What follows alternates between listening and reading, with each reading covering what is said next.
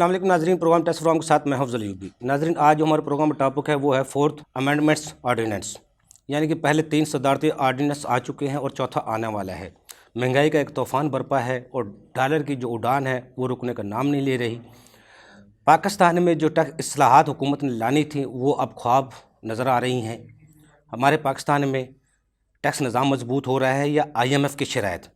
और ये चौथा जो ऑर्डिनेंस आ रहा है, इसके बाद महंगाई की क्या सूरत हाल होगी, क्या हालात होंगे, क्या टैक्स रेवेन्यू जो हम इकट्ठा कर रहे हैं वो कितना बढ़ जाएगा और क्या टैक्स बेस भी बढ़ पाएगी कि नहीं, इस पर आज गुफ्तगू करने के लिए मेरे साथ स्टूडियो में मौजूद हैं उमर इकबाल ख्वाजा साहब। आप सीनियर एडवोकेट हाई कोर्ट हैं, माहिर टैक्स अमूर हैं। उनके साथ मौजूद हैं काशिफ अनवर साहब। आप सदर हैं friends of economic and business reforms के और साबिक नायब सदर हैं लाहौर चैम्बर ऑफ कॉमर्स के। और लाइन पर नाज़रीन मेरे साथ मौजूद होंगे सैयद हसन कादरी साहब। आप FCE हैं, चेयरमैन हैं प्रोफेशनल रिसर्च फोरम के।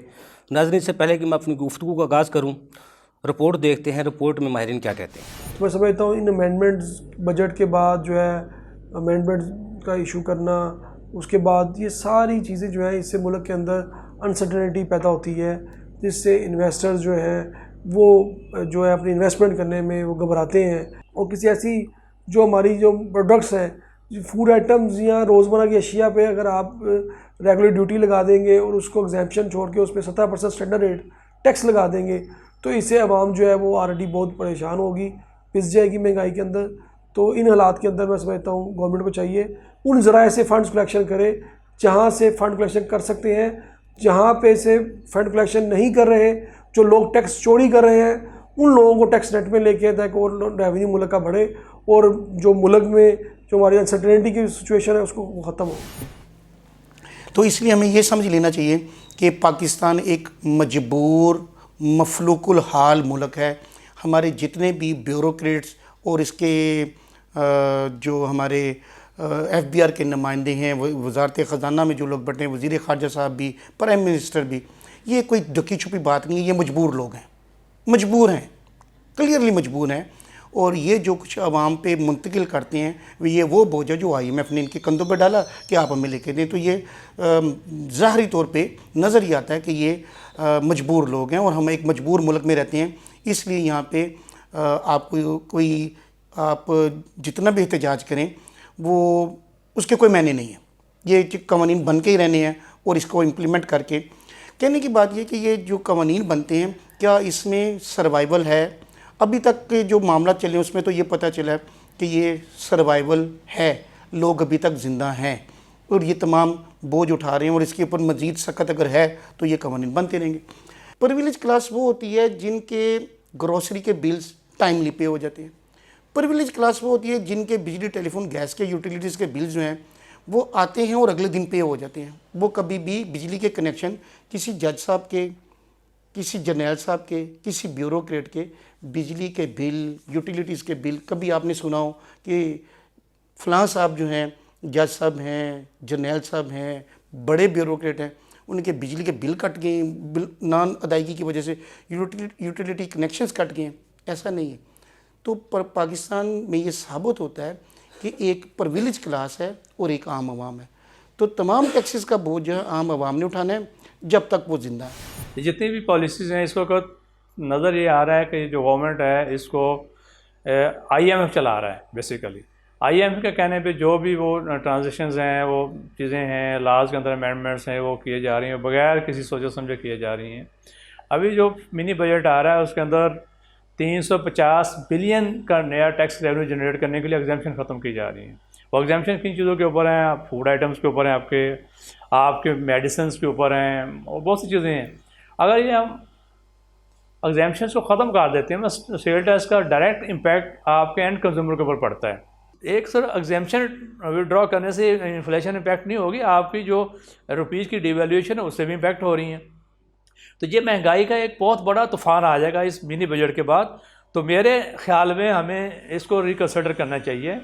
जो और डिफरेंट पॉलिसीज़ हैं उन पर चलना चाहिए, बजाय इसके कि हम नया टैक्स लगाते जाएँ, एग्जाम्पशन ख़त्म करते जाएँ, या एग्जाम्पशन ख़त्म करनी भी हैं लग्जरी आइटमें उनके ऊपर ख़त्म करें, जो कि इंस्टेड के हम ऐसी आइटमों को ख़त्म करते हैं जो एसेंशियल कमोडिटीज़ हैं उसके ऊपर ख़त्म करेंगे तो महंगाई को इन्फ्लेट करेंगे। उमर इकबाल ख्वाजा साहब, जो चौथा सदारती ऑर्डिनेंस आ रहा है जिस सेल टैक्स की नवीद है, सेल टैक्स की एग्जाम्पशन ख़त्म कर दी जाएंगी, वो क्या है, आप क्या समझते हैं, कौन सा होगा?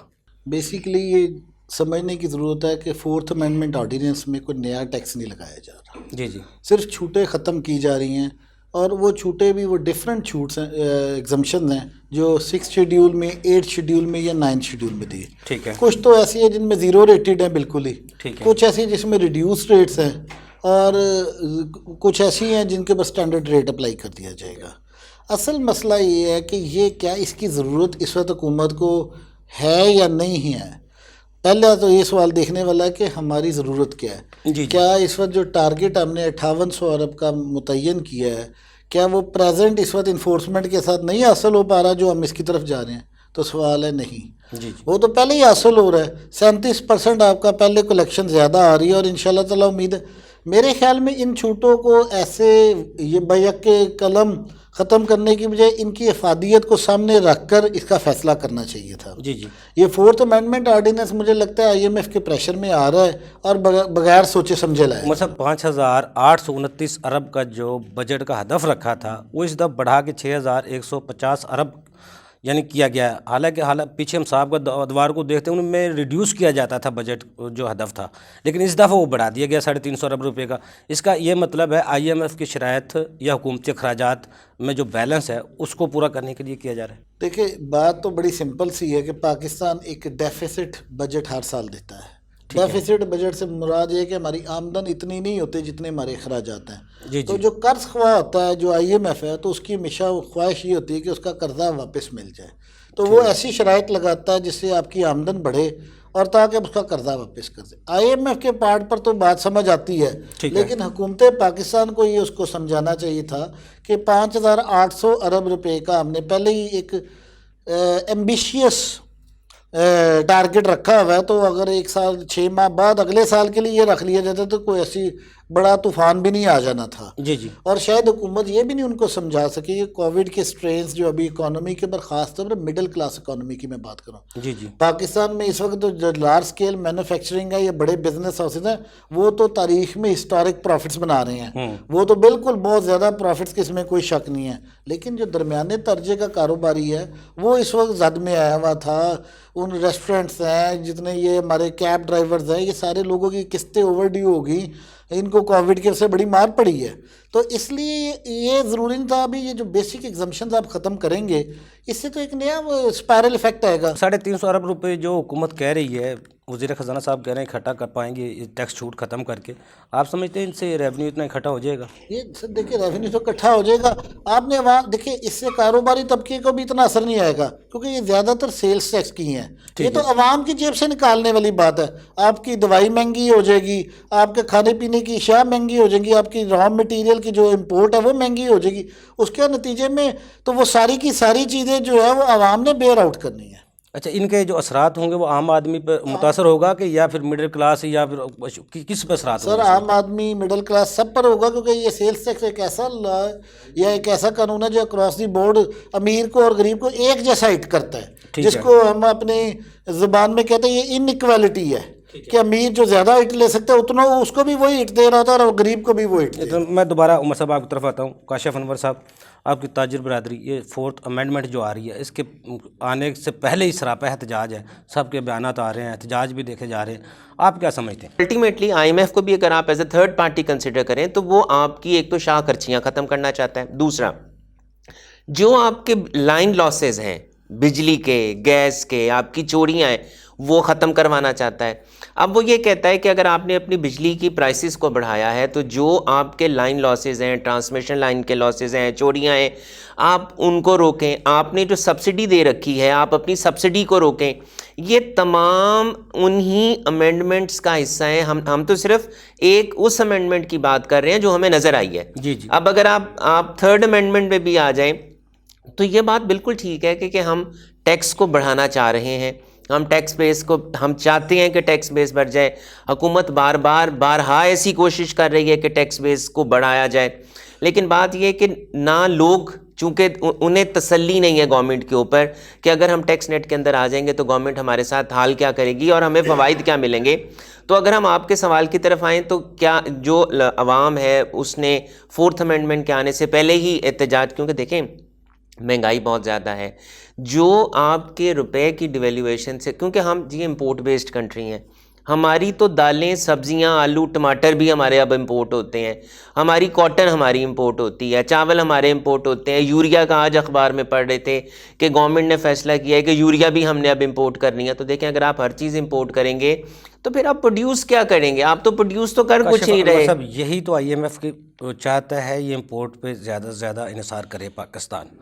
اگر امپورٹ پہ انحصار کرنا تو ٹارگٹ کو پہلے ہی پورے ہو رہے ہیں امپورٹ کے ذریعے، تو پھر یہ ٹیکس چھوٹ ختم کرنے کا پھر کیا مقصد ہے؟ منی بجٹ لانے کا مقصد کیا ہے؟ دیکھیں شاید میرا خیال تو یہ ہے کہ آئی ایم ایف تو شاید یہ نہیں چاہتا، لیکن انڈائریکٹلی ہو سکتا ہے چاہتا ہو کہ ہم امپورٹ بیسڈ کنٹری ہو جائیں. شاید آئی ایم ایف نہیں چاہتا، کچھ اور لوگ ایسے ہیں یا کچھ اور ایسے عناصر ہیں جو چاہتے ہیں کہ ہم امپورٹ بیسڈ ہو جائیں، کیونکہ اگر ہم امپورٹ بیسڈ ہوں گے تو ہم ڈپینڈنٹ ہو جائیں گے. دیکھیں کیوں ہم نے ان کپاس کے ایریاز کو کیوں ہم شوگر کین میں لے کر گئے؟ آپ کے ملک کو 15 ملین بیل چاہیے اپنی لوکل پروڈکشن کے لیے، آپ کے اس دفعہ 5 سے 6 ملین بیلز پروڈیوس ہوئی ہیں، تو آپ نے جو 10 ملین بیلز پروڈیوس کی ہیں، پہلے آپ 160 پہ اگر امپورٹ کر رہے تھے، اب 175 پہ امپورٹ کی ہیں. آپ نے ٹیکسٹائل سیکٹر کا جو اپنے گیس کے چارجز ہیں آپ نے 9 MMBTU پہ لے گئے ہیں. اگر آپ ڈبل کر دیں گے تو آپ کمپیٹ کیسے کریں گے انٹرنیشنل مارکیٹ میں؟ اور ہم اگر یہ کہتے ہیں، ہم بہت خوش ہیں کہ ہم نے اس کوارٹر میں $2 بلین سے زیادہ کی اپنی ایکسپورٹس بڑھا لی ہیں، ہم بہت خوش ہیں. تو یہ بھی تو دیکھیں کہ ہماری امپورٹس $10 بلین سے بڑھ گئی ہیں. آپ کے ڈیفیسٹس جو ہیں وہ کہاں کے کہاں چلے گئے ہیں؟ یہی تو میں آپ سوال کرنا چاہ رہا ہوں. اگر 175 پہ ڈالر گیا ہے تو اس کا مطلب ہے 70% یا 75% تو ہمارا ٹیکس بھی اس سے امپورٹ کے ذریعے زیادہ بڑھا ہے. تو پھر ایف بی آر 37% کہہ رہا ہے، اس کا مطلب ہے جو بقایا ہے وہ تو پرفارمنس پھر ایف بی آر کی لوز ہو رہی ہے. دیکھیں بزنس ایکٹیویٹی میری ذاتی رائے میں تو جب آپ کا روپی ڈیویلیو ہوتا ہے نا تو آپ کے ٹیکسز بڑھ جاتے ہیں. چونکہ آپ کا 50% آف دا ٹیکسز آپ کے امپورٹ سے کلیکٹ ہوتے ہیں. آپ کی کسٹمز ڈیوٹی، آپ کی امپورٹ ڈیوٹی، آپ کا سیلز ٹیکس، آپ کا انکم ٹیکس، آپ کی ریگولیٹری ڈیوٹی، آپ ورکنگ کر لیں. جب آپ کم ریٹ کے ساتھ اس کی ورکنگ کریں گے تو کیا بنے گا، جب زیادہ کے ساتھ کریں گے تو کیا آپ کا بنے گا. تو ہمارے روپی کو ڈیویلیو بھی اسی لیے کیا جاتا ہے کہ ہماری جو کلیکشن ہے ٹیکسز کی، وہ ٹیکسز کی کلیکشن زیادہ ہو جائے. لیکن دیکھیں اس کے جو سائیڈ افیکٹس آپ کی عوام کے اوپر آتے ہیں. ہم کووڈ میں سے گزر رہے ہیں، اس کے افیکٹس ابھی سارے ختم نہیں ہوئے. گورنمنٹ نے جو جتنی اسکیمز دی تھی، میں دوبارہ وہی پراپرٹی کی ویلیویشن کی طرف آتا ہوں. ایک آپ نے ایمنسٹی دی پراپرٹی کے لیے، دوسرا آپ نے ان کے ریٹس کو 500 ٹائمز بڑھا دیا. تو بھئی جب آپ اس کے 5 ٹائمز بڑھا دیں گے تو آپ اس کو کیسے لے کے چلیں گے؟ آپ 100 کی چیز کو آپ نے 5 روپے کی کر دی، 500 کی کر دی، تو آپ کیسے سمجھتے ہیں کہ اس سیکٹر میں ترقی ہو؟ اور اگر آپ کنسٹرکشن کو ہی آپ روک دیں گے تو پھر آپ کی باقی انڈسٹری جو ہے وہ تو نہیں چل سکتی. دوبارہ آپ کی طرف آتا ہوں. سید حسن علی قادری صاحب سے پوچھ لیتے ہیں. قادری صاحب یہ بتائیے گا، پہلے 3 صدارتی آرڈیننس آ چکے ہیں، یہ چوتھا آرڈیننس آنے والا ہے، اس کے بعد حالات کیا ہوں گے؟ اور اگر 3 آرڈیننس کے بعد یہ چوتھا آ رہا ہے، اس کا مطلب ہے ڈپارٹمنٹ جو ٹیکس مشینری ہے اس کی کارکردگی کیا ہے، حکومت کیا چاہتی ہے، اور یہ چوتھا آرڈیننس کے بعد حالات ملک کے کیا ہوں گے؟ کیا ٹیکس بیس بڑھ پائے گی یا ٹیکس کلیکشن صرف میں اضافہ ہوگا؟ آپ کیا سمجھتے ہیں؟ دیکھیے بات آپ نے بالکل واضح طور پہ صحیح کہی ہے کہ جو یہ چوتھا آرڈیننس آ رہا ہے، ابھی تک 3 آرڈیننس آ چکے ہیں، یہ بالکل اس بات کی آگاہی کرتا ہے لوگوں کے لیے اور عکاسی بھی کرتا ہے کہ جناب یہ جو چوتھا آرڈیننس آپ لے کے آ رہے ہیں، آپ کا پورا سسٹم جو ہے، میں ذاتی طور پہ سمجھتا ہوں لگ یہ رہا ہے کریش کر گیا ہے، یا ہمارے پاس کوئی پلان نہیں ہے. آنکھ کھلتی ہے تیسرا آرڈیننس، پھر سو جاتے ہیں، اگلے دن آنکھ کھلتی ہے پھر چوتھا آرڈیننس. دیکھیں کیا آرڈیننس حل ہے یا آرڈیننس سے مسائل حل ہوں گے؟ سب سے اہم سوال یہ ہے، کیا کوئی واضح اسٹریٹجی نہیں ہے؟ کیا کوئی واضح راہ عمل نہیں ہے؟ کیا سوچ نہیں ہے؟ اور ہمیں یہ بھی سوچنا پڑے گا اس پہ، یہاں پہ جو مجھے سوچنے کے لیے میں مجبور ہو گیا ہوں کہ میں اپنے کلائنٹ کو کیا ایڈوائز دوں گا، کیا بتاؤں گا کہ کل کیا ہونے والا ہے، کون سی پروڈکٹ ایگزیمپٹ ہے، کہاں انویسٹ کریں، کہاں انویسٹ نہ کریں. جیسے میں نے پہلے بھی آپ کے پروگرام کے توسط سے کہا تھا کہ بزنس مین جو ہے وہ اس چیز کا شکار ہے کہ اسے ایک کنفیوژن ہے، اور اتنی میجر کنفیوژن ہے کہ اس کو نہیں پتہ کہ وہ جس بزنس میں کام کر رہا ہے اس کی ٹیکس کمپلائنس کاسٹ کیا ہے، کتنی ریٹرنیں مختلف قسم کی اس کو جمع کرانی پڑیں گی، ساری چیزیں کیا ہیں. اور جو آپ نے بات کی، بالکل ٹیکس سسٹم تو سفر کر ہی رہا ہے، لیکن میں ذاتی طور پہ سمجھتا ہوں کہ جو ایز آف ڈوئنگ بزنس کا جو نعرہ لگایا گیا تھا حکومت وقت کی جانب سے، وہ شاید نعرہ ہی رہ گیا ہے اور وہ آواز کہیں جو ہے دفن ہو چکی ہے.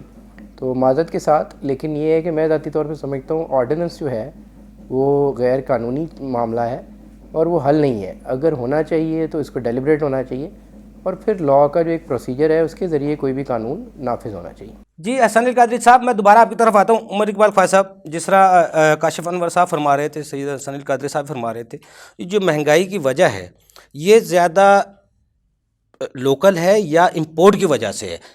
جو ملک میں ایک مہنگائی کا طوفان برپا ہے، آپ سمجھتے ہیں کہ یہ جو امپورٹ کی وجہ سے ساری مہنگائی ہے یہ ہماری مقامی ہے؟ لیکن میں بریک سے بعد جواب لیتا ہوں. ناظرین لیتے ہیں چھوٹا سا کمرشل بریک، ہمارے ساتھ رہیے گا.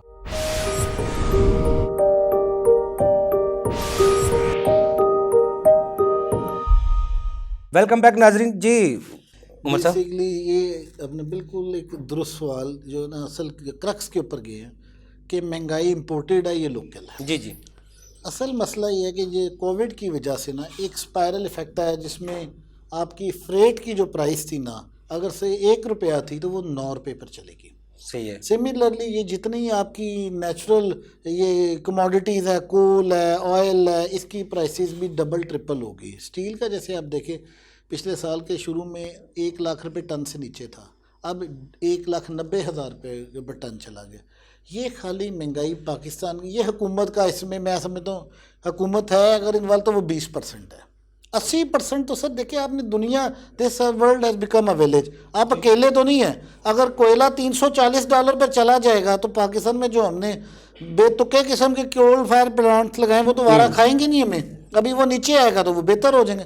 ابھی مجھے لگتا ہے کہ اگلے 2 مہینے میں یہ مہنگائی کم بھی ہو جائے گی کیونکہ یہ الٹیمیٹلی یہ پرائسز سسٹینیبل نہیں ہے. دنیا اب آپ کے ملک میں نہیں خالی مہنگائی، ہر دنیا، امریکہ جیسے ملک میں جتنے الیکشن ہو رہے ہیں حکومتی پارٹی آ رہی ہے کیونکہ وہاں پر بھی مہنگائی اس وقت آل ٹائم ہائی پر چلی گئی ہے.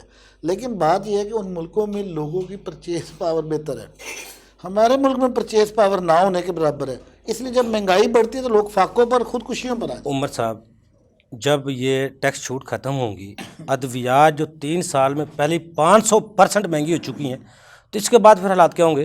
سر یہی میں نے آپ سے پہلے جواب یہی تھا کہ یہ سیکٹر وائز اور آئٹم وائز ایلوکیٹ کریں کہ کیا کوئی چھوٹ جو ہم نے دی ہے کہ جائز وہ چھوٹ بھی ہے بھی یا نہیں ہے. یہ اصل فیصلہ تو یہ کرنا ہے کہ عوام کے ساتھ عوام کا مفاد بھی تو دیکھنا ہے. IMF کو بیٹھ کے سمجھایا بھی جا سکتا ہے جو اس سے یہ جو مجھے سمجھتا ہے یہ جو شوکت ترین صاحب سے پہلے جو ہمارے فائنانس منسٹر تھے وہ پھر بہتر بارگین کر لیتے تھے.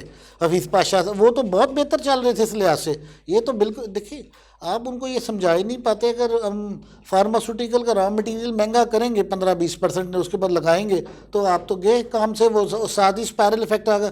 وہ کسی نے بھی پاس سے تو نہیں دینا. اور یہ جتنی بھی سیل ٹیکس کی آئٹم ہے یہ تمام بندوں کی ضرورت زندگی ہے. ادویات ہوگی، دوسری چیزیں ہوگی، یہ ساری عام بندے کے استعمال کی چیزیں ڈیلی بیس پہ. Zero rated export related sectors ہیں. جو ریڈیوس ریٹ وہ ہے وہ جو فوڈ اور فارماسوٹیکل کے ہیں.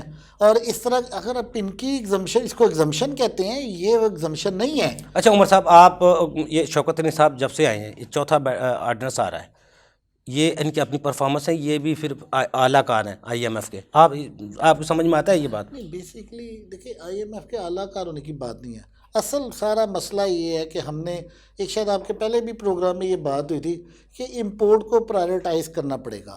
آپ کو میں خود بھی ذمہ دار اس کا. لیکن جب ہم ایکسپورٹ کو بڑھانا چاہتے ہیں، مینوفیکچرر کو اپنے پاکستان بڑھانا چاہتے ہیں، کاسٹ آف ڈوئنگ بزنس ہے جو ان کا وہ کم کرنے کی ضرورت ہے. لیکن ہمارے تو یہاں بجلی کے بھی گیس کے بھی وہ دن بہ دن ریٹ بڑھتے جا رہے ہیں. سر بات یہ ہے اس کے یہ بجلی گیس کے اوپر تو چاہے پورا علیحدہ سے پروگرام لکھے پھر بھی نہیں ختم. بات یہ ہے کہ آپ کے جتنے معاہدے ہوئے نا بجلی اور گیس کے وہ سارے ود ڈیو رسپیکٹ فراڈ ہیں. ٹھیک ہے، اس میں لٹ مار ہے. وہ تو پاکستانی عوام کا آپ خون بھی نکال لیں گے نا تو آپ وہ بجلی کی قیمت پے آف نہیں کر سکتے.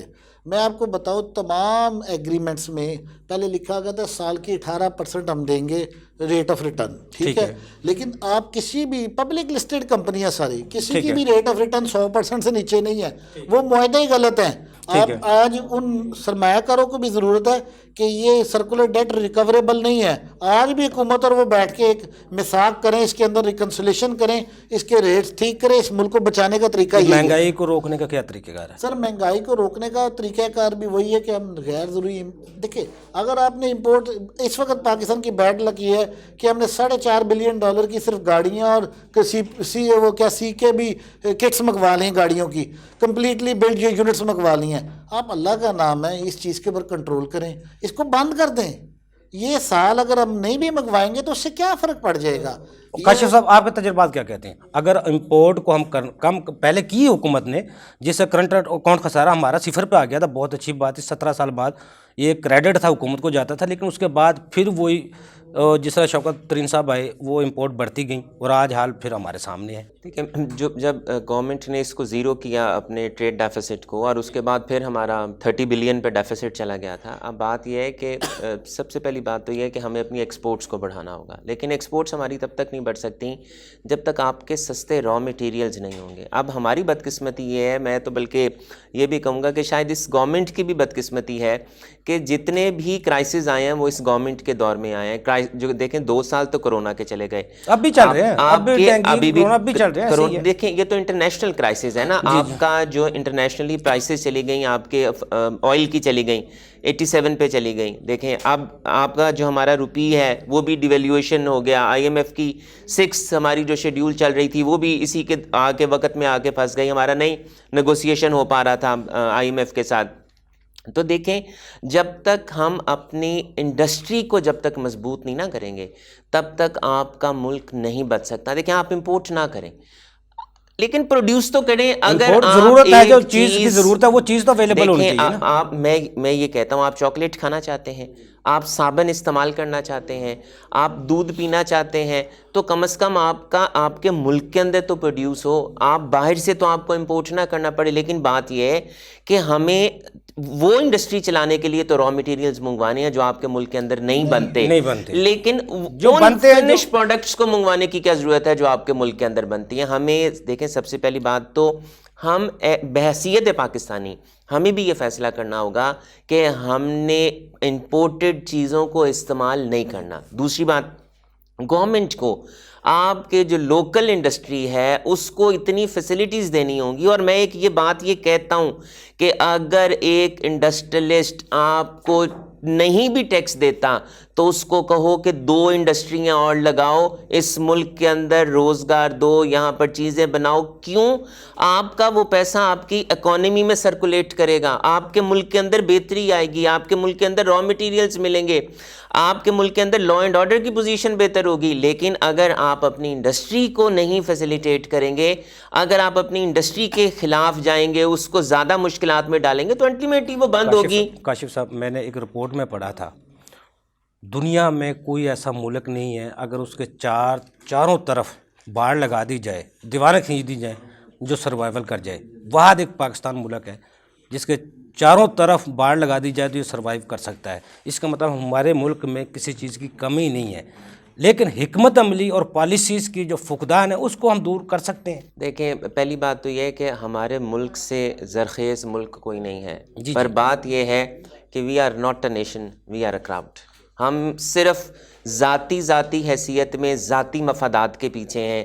ہم نے کبھی کسی نے بھی ملک کا نہیں سوچا. اگر ہم ملک کا سوچیں تو شاید یہ ملک کہاں کا کہاں چلا جائے.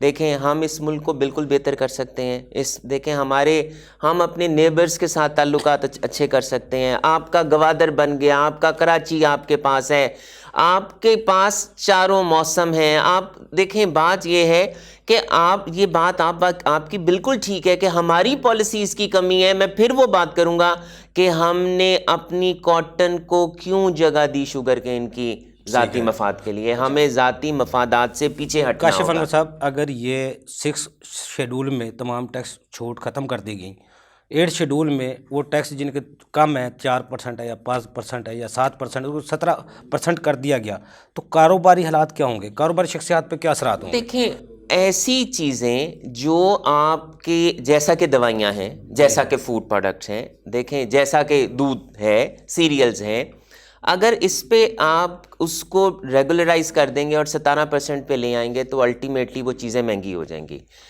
اس کا حال بھی وہی ہوگا جو آپ کی ویلیویشن رولنگ کا ہوا ہے جو اب آئی ہے کہ گورنمنٹ کو وہ روکنی پڑ گئیں اور اس کو ریوائز کرنا پڑ گیا کیونکہ سٹیک ہولڈرز کے ساتھ کنسلٹ نہیں کیا گیا تھا, اس کو شاید جامع حکمت عملی کے تحت اس کو نافذ نہیں کیا گیا. اگر آپ تمام چیزوں کو IMF کے کہنے پہ صرف اس کو امپلیمنٹ کر دیں گے کہ ہم ہر چیز کو 17% کر رہے ہیں, تو میرا پھر یہاں پر دیکھیں شاید انڈسٹری کو تو جو ان پٹ لیتے ہیں اور آؤٹ پٹ اس کا لیتے ہیں اس کو تو شاید فرق نہ پڑے, لیکن ایسے سیکٹرز جن پہ ریڈیوس ریٹ تھے, جن پہ ایگزیمپشنز تھیں, جس پہ زیرو تھا, اس کو فرق پڑے گا. اور آپ کا جو ایکسپورٹ کا سیکٹر ہے اسے فرق پڑے گا کہ اگر انہیں کچھ ایسے پروڈکٹس مل رہے تھے جس پہ سیلز, کیونکہ انہیں تو سیلز ٹیکس پے نہیں کرنا ہوتا, اگر وہ ایسی چیزیں پرچیز کریں گے جس کے اوپر انہیں سیلز ٹیکس دینا ہوگا تو اس کا یہ مطلب ہے کہ ان کا سیلز ٹیکس گورنمنٹ کے پاس چلا جائے گا. پھر ان کے لیے کاسٹ آف ڈوئنگ بزنس مہنگی ہو جائے گی, کیونکہ اگر وہ بینک سے پیسہ لے کے پیسہ واپس سرکار کو دے دیں گے تو وہ ان کے لیے فیزیبل نہیں رہے گا. تو کچھ سیکٹرز پہ تو وہ فرق کوئی نہیں پڑے گا, کچھ سیکٹرز پہ فرق پڑے گا اور کچھ سیکٹرز کے لیے نقصان دہ ہو جائے گا. تو یہ گورنمنٹ کو ان تمام ان سیکٹرز کو دیکھیں سیکٹر وائز کریں.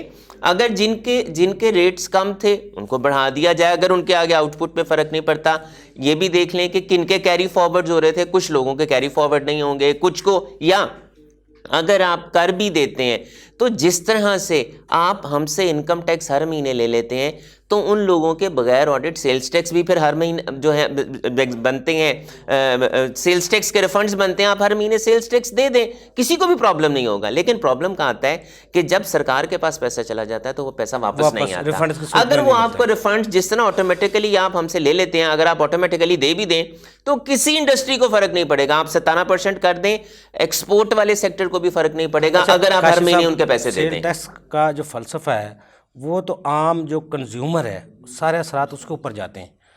کیا سیل ٹیکس میں آپ میرے سیل ٹیکس کا فیصد سے بات ہو رہی تھی, وہ کہہ رہے 50% جو بجٹ کا حصہ ہے وہ سیل ٹیکس کی مد میں پورا ہوتا ہے.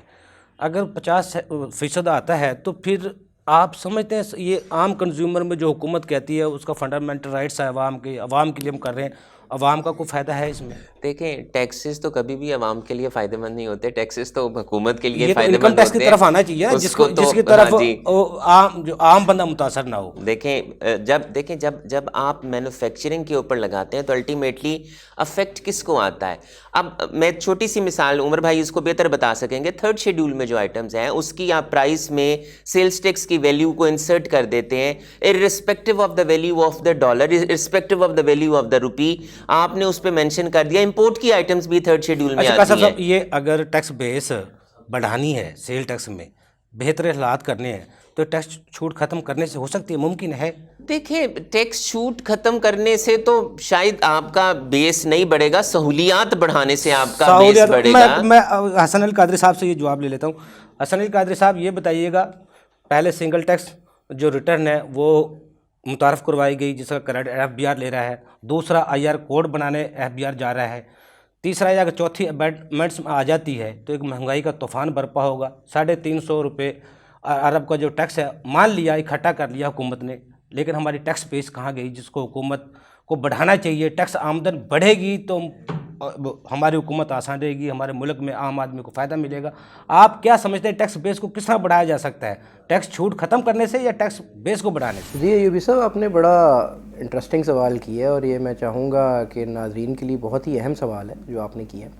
دیکھیں پہلی بات تو یہ واضح طور پہ سمجھیں کہ جو ایگزیمشن کسی بھی چیز کو دی جاتی ہے ٹیکس میں, چاہے وہ سیل ٹیکس ہو یا انکم ٹیکس ہو, تو وہ اس طرح نہیں ہوتا. اس کی پراپر لیجسلیشن ہوتی ہے اور اس کی وجوہات ہوتی ہیں جس کی بنا پہ ایگزیمشن دی جاتی ہے. اس پرٹیکولر ٹائپ آف بزنس کو یا انڈسٹری کو جو ہے ایک سہولت دی جاتی ہے تاکہ وہ گرو کر سکے, آگے کی طرف آ سکے اور آپ کی معیشت جو ہے اس کو فائدہ پہنچ سکے. لیکن بات یہ ہے کہ اصل جو ٹیکس بیس کی آپ نے بات کی ہے, جی بالکل ہمارا رونا یہی ہے کہ دیکھیں ہم بارہا دفعہ یہ کہہ چکے ہیں کہ ٹرانزیکشن پہ ٹیکس لگانے سے غریب عوام کا نقصان ہوگا, ٹرانزیکشن پہ ٹیکس نکالنے سے اکانومی کا نقصان ہوگا. آپ کو یہ ٹیپ کرنا چاہیے کہ زیادہ amount of tax, income tax, دیکھیں ٹیکس جو ہے نا انکم ٹیکس پہ لیا جاتا ہے اصل ساری دنیا میں, اور ڈائریکٹ ٹیکسز کا جو ہے ایک میجر پرپورشن ہوتا ہے, اور ہونا یہ چاہیے کہ ہم ڈائریکٹ ٹیکس پہ فوکس کریں اور ہم یہ دیکھیں ہم پروب کریں ان لوگوں کو جن کی ریٹرنز آتی ہیں اور پراپر فائل نہیں ہوتی. دیکھیں ہم کمپلائنٹ ٹیکس پیئر کے ساتھ ہیں, نان کمپلائنٹ کے ساتھ نہیں ہے, بینگ این ایڈوائزر اور being the executive committee member of Lahore tax bar. تو بات یہ کہ ہم تو یہی کہتے ہیں کہ جناب آپ ان لوگوں کو تلاش کریں اور آپ دیکھیں ٹیکس لیکیجز کہاں ہیں, آپ براڈننگ کہاں سے کر سکتے ہیں. اور اس چیز کی بڑی ضرورت ہے کہ آپ اس کے اوپر فوکس کریں کہ آپ براڈننگ کہاں سے کر سکتے ہیں, اور آپ فائنڈ آؤٹ کریں کہ ویلتھ جو ہے لوگوں کی جو انہینس ہو رہی ہے, جو لوگوں نے گاڑیاں خریدی ہیں. آپ دیکھیں کوئی گاڑی کا نیا ماڈل آتا ہے, فوری بک ہو جاتا ہے, مہنگی سے مہنگی گاڑیاں ہیں, 50-50 لاکھ 1-1 کروڑ کی گاڑی ہے, اور وہ جس طرح بک ہوتی ہے اور سیل آؤٹ ہو رہی ہے, آپ بھی جانتے ہیں ہم بھی جانتے ہیں. جو پراپرٹی کی ٹرانزیکشنز ہو رہی ہیں کتنی ہو رہی ہیں آپ بھی جانتے ہیں ہم بھی جانتے ہیں. یہ میں FBR کے لیے کہہ رہا ہوں. تو بات یہ کہ آنکھیں بند کر لینا جو ہے نا جی, وہ سلوشن نہیں ہے. اگر تو آپ نے آنکھیں بند کرنی ہے اور اسی طرح ٹرانزیکشن ٹیکس لگائیں گے تو میں تو ذاتی طور پہ اگر آپ میرے سے پوچھیں تو یہ سسٹم کولیپس کر جائے گا میری نظر. ناظرین یہاں لیتے ہیں چھوٹا سا کمرشل بریک, ہمارے ساتھ رہیے گا.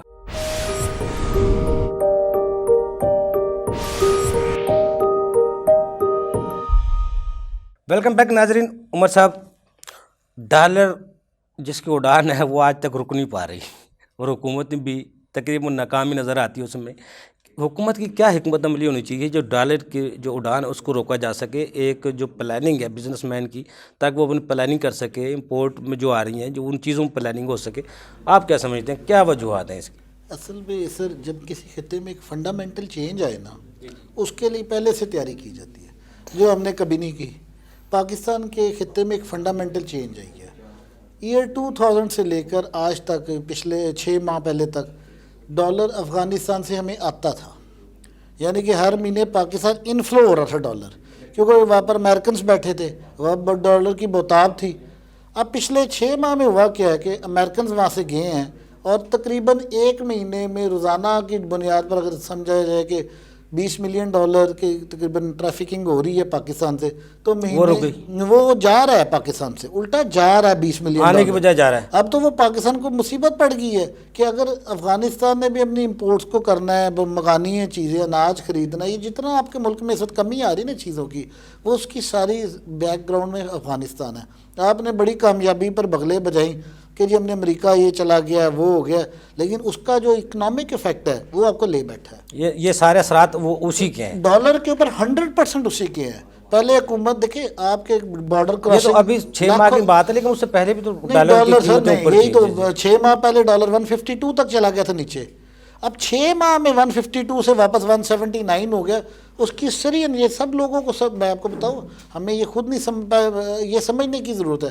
اگر آپ ڈالر کی فلائٹ ٹورڈز افغانستان نہ روک سکے تو آپ کا ڈالر بڑھتا جائے گا. ہم پاکستان کے پرابلمز نہیں طے کر سکتے, ان کو بھی سالانہ 5 بلین سے 10 بلین ڈالر کی ضرورت ہے. یہ حکمت عملی کس نے طے کرنی چاہیے تھی؟ یہ بیسیکلی ہمارے جو معاشی ماہرین جو ٹیم ہے حکومت کی, اور جو ہماری سیکیورٹی ایجنسی, ان کو پہلے اس کی تیاری کرنی چاہیے تھی کہ یہ ڈالر کی فلائٹ کو روکا جائے.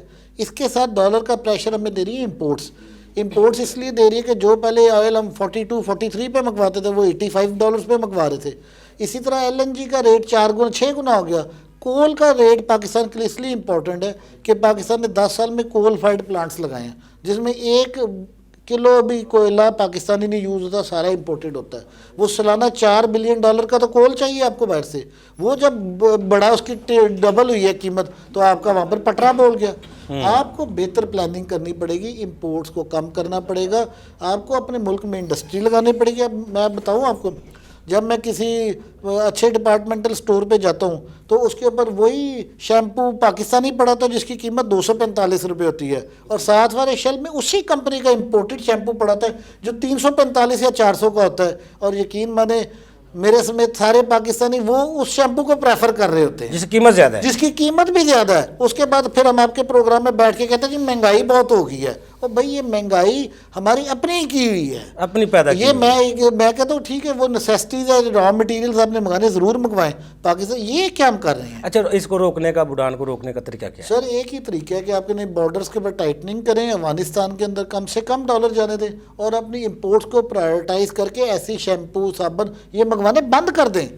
جو گاڑیاں مکمل تیار آ رہی ہیں، دیکھیں آپ تب لیں جب گھر میں کھانے کا پورا ہو تو پھر ہی زیور خریدتے ہیں نا.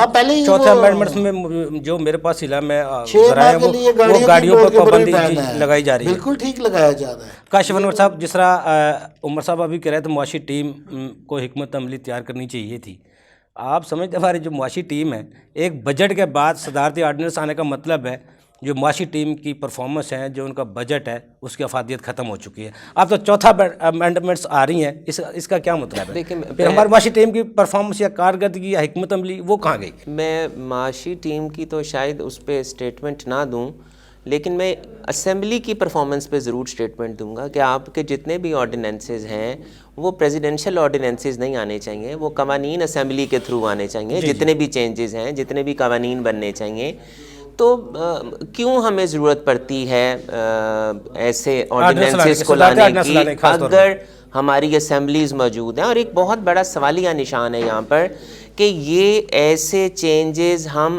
اسمبلیز کے تھرو کیوں نہیں لاتے.